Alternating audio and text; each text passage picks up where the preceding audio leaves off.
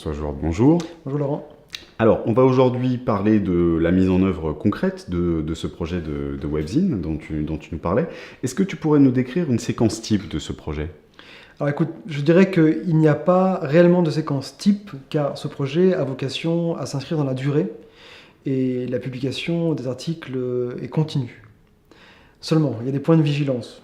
Pour que le projet puisse s'engager dans la durée, il est très important de le lancer convenablement.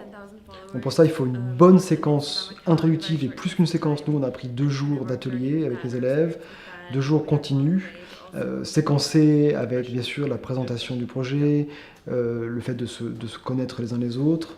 On a rencontré des journalistes, on a fait une visioconférence avec une journaliste en Suède, on a rencontré une journaliste à Bruxelles qui est venue nous parler.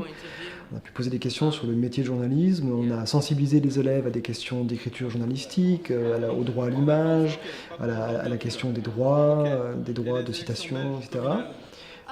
On a présenté des possibilités de méthodologie aux élèves de travail, mais on les a laissés assez libres, très important, d'être acteurs du choix, donc de s'emparer, de se responsabiliser dans la façon dont ils veulent travailler. Et puis il est très important aussi dans la durée d'avoir des séances de réactivation. On travaille beaucoup en ligne, on travaille beaucoup avec les outils de collaboration numérique, mais c'est important de pouvoir se rencontrer sur l'heure de midi une fois par mois, et sur l'année de refaire un atelier au moins une journée pour finaliser certaines choses, faire des mises au point et puis se retrouver vraiment. Donc ça c'est important. Donc il n'y a pas vraiment de séquence type. Maintenant il y a des procédures. Alors, comment on travaille en ligne ? On a mis au point, en tâtonnant un petit peu, mais des procédures de collecte des propositions d'articles, et on a vraiment pu inventer avec les élèves en fait, des procédures de gestion de projet pour savoir comment on se répartit les tâches quand un article est proposé, qui est-ce qui assure le suivi, alors, qui est-ce qui le propose, si c'est l'un des membres du comité de rédaction ou si ce n'est pas le cas, qui est-ce qui assure le suivi. Il faut créer un dossier en ligne où on place les images, il faut aller dans un tableur où on va écrire le titre de l'article, qui est en charge, l'état d'avancement de l'article, est-ce qu'il est accepté ou pas, où est-ce qu'on en est, placer des liens dans le tableur qui pointent vers le dossier où il y a les documents notamment, où il y a les contacts, etc. Ensuite, il faudra finalement envoyer le texte, faire tourner le texte pour la révision, et puis il faudra aller placer le texte dans la plateforme WordPress, sachant que la décision finale de publication revient à l'enseignant, mais les élèves vont faire de façon autonome, le plus possible, tout ce processus, avec aussi un travail de communication un peu continu qui se fait dans un espace de collaboration dont j'ai parlé précédemment, qui s'appelle Teams, où on peut vraiment avoir des petits chats et des partages de documents. Donc on a réussi, en demandant aux élèves ce qu'ils en pensent, et en leur demandant aussi des conseils, en leur demandant de décider aussi quelles procédures ils trouvaient les plus importantes. Donc je dirais, pour ce projet-là, pas de séquence type, mais des séquences initiales de lancement importantes, des séquences de réactivation, et une méthodologie dont on peut avoir l'idée en tête, mais je pense que dans une pédagogie par projet, il faut vraiment donner la capacité aux élèves d'essayer, de se tromper et de proposer des solutions. Et puis ensuite, c'est important de se retrouver quand même de temps en temps. Beaucoup de choses sont faites en ligne, en collaboration numérique, mais néanmoins, c'est important de se retrouver sur les heures de midi, une fois par mois, disons, et durant l'année d'avoir une autre séance de peut-être une journée entière ou 2 jours pour refaire le point. D'accord. Alors comment ça se prépare un projet comme ça ? Alors un projet comme ça se prépare d'abord parce qu'on a la niaque, on a envie de le faire et on est motivé. Il faut que les enseignants qui sont partie prenante soient motivés clairement.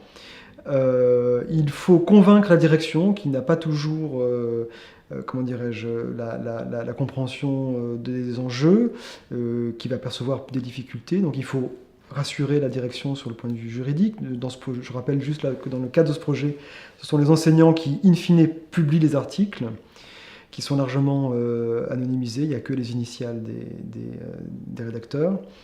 Et donc il faut convaincre la direction, avoir déjà quelques linéaments du dispositif, et puis ensuite il faut donner une impulsion initiale pour faire en sorte que ça prenne. Et le communiquer aussi, dès qu'il y a des résultats, les communiquer autour de soi, autour des parents, la communauté scolaire, en interne, en externe, pour que cette publication ait du sens.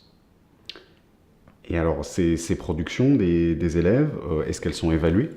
Alors, elles ne sont pas évaluées, je dirais que c'est un projet, on est vraiment sur une pédagogie de projet, il y a même pas ici d'évaluation formative, on est dans un cadre, moi par exemple j'enseigne la philosophie, et c'est pas un projet de philosophie, mes collègues sont en langue, c'est pas un projet de langue. Je dirais que l'évaluation, c'est la qualité des articles qui sont produits, et des réactions du lectorat. Donc en fait, la publication vaut comme une épreuve de réalité et une épreuve de validation. D'accord. Quelle différence finalement avec un projet je dirais de journal qui passerait pas par le numérique? Bon, alors évidemment, un projet de journal scolaire, cela existe depuis bien longtemps et bien avant le numérique. Simplement, le numérique présente plusieurs avantages qui sont des avantages qualitatifs quand même, qui changent la nature du travail. C'est la possibilité de publication immédiate. On n'a pas besoin de collecter les articles, il n'y a pas de périodicité. Dès que les articles sont prêts, on les publie. Donc la publication immédiate. Le fait que c'est une vraie publication, ça veut dire que potentiellement on peut être lu potentiellement de par le monde. Le fait qu'on peut agréger un grand nombre d'acteurs, ce projet est débuté dans notre école, mais il a vocation à être étendu à d'autres écoles du réseau dans lequel je travaille. Et puis le fait que le publier sous forme de blog avec des commentaires ouverts, ça permet le partage, ça permet la conversation aussi. Donc les articles publiés en ligne permettent des conversations